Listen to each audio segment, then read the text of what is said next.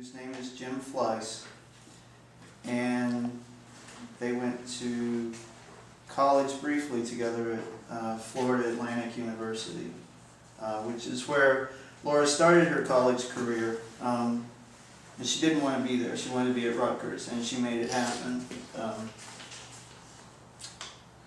So anyway, I'll just start.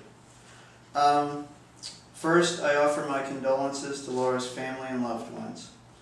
I am so sad and stunned to just today, April 15th, 2010, have learned of Laura's passing. I did not know of her illness. I am crushed.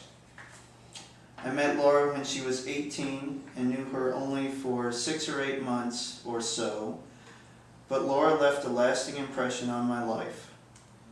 I met her because we played the lead roles in a play called Butterflies Are Free at a community theater in Fort Lauderdale, Florida. We grew close in that short time, but then we parted ways and moved on.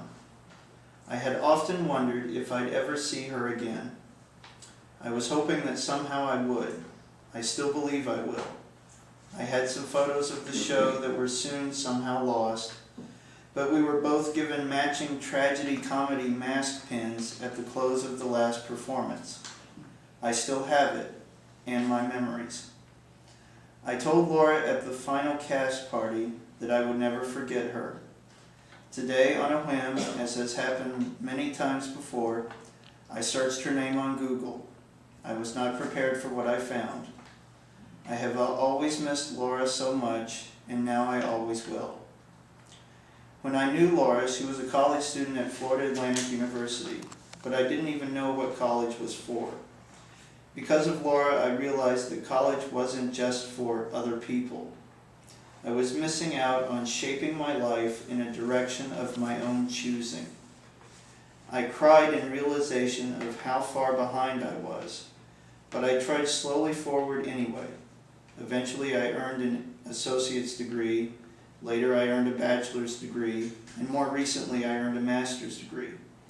Each time I went to the graduation ceremonies, I had thoughts of Laura. Now I work full-time as a software developer for the University of Florida, and I also teach part-time at the same university. I love the teaching part the most. I will always know in my heart that Laura's influence brought me to where I am. I so wish I could come to the remembrance gathering on June 5th.